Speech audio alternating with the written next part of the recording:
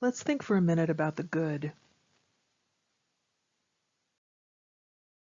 When we think about goodness in relation to religion, we might be thinking about religious ritual, or about religious ethics, or even about how religious communities are organized and make decisions, all of which we might call the practical dimension of religion, the dimension of practice, since all of those things raise the question of what is good to do. Religious studies, along with many disciplines, is interested in what we might call pragmatics, the study of human practice or action. Because we ask ourselves the questions, how do people act out their religious lives? And also, how should, or how do people think they should, live their lives? And maybe most importantly, why do people think that? Practice, by the way, is an important idea of its own. A practice is something that we do repeatedly that produces specific outcomes we call goods, which might be good things or might be good skills, ways of being, and that has standards of excellence that we get better at achieving and appreciating the more we do the practice. Religion itself is a practice, composed of many other practices, like ritual and ethical action, and participation in the institutions of the religious community. Rituals are specific practices in this sense. All religions have ritual, although not all ritual is religious. But all ritual serves some important social functions. Rituals reinforce and normalize the important statuses in a community, like the ones between leaders and led. They regularize social behavior, like politeness. They remind people of the meaning of important symbols, like the national flag. And they define group boundaries, like which team we're on. Religious ritual does all the same things.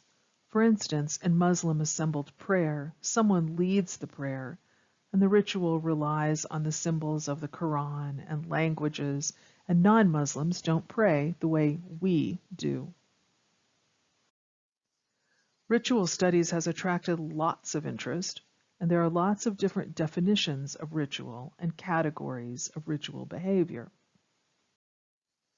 I'm going to suggest a very simple one of mine, based on time and change.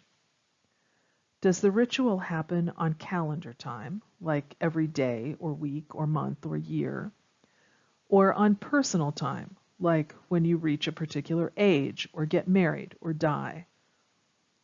And does the ritual change something, like your spiritual status, or does it not? Nature magic, planting and fertility sacrifices and ceremonies of that kind, depend on the calendar and are what Kent Richter calls effective rituals.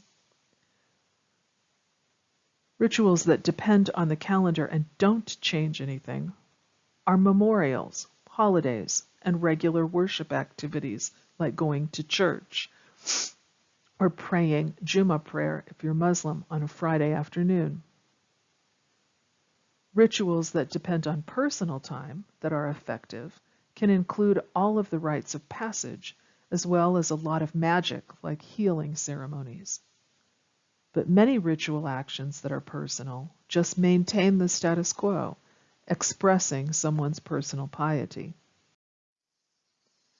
It's probably worth mentioning that rituals are put together from elements that themselves take on that quality of the sacred, the sense of being something set apart and special as opposed to something ordinary and profane, because of their repeated use in ritual practice.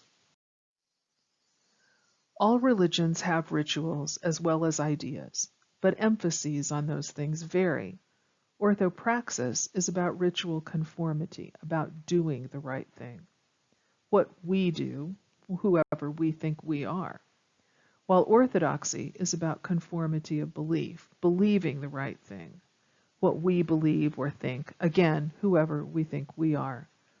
So some religions, like Judaism or Hinduism, seem to make orthopraxis, doing the right thing, more important, while others, like Christianity, seem to make orthodoxy more important.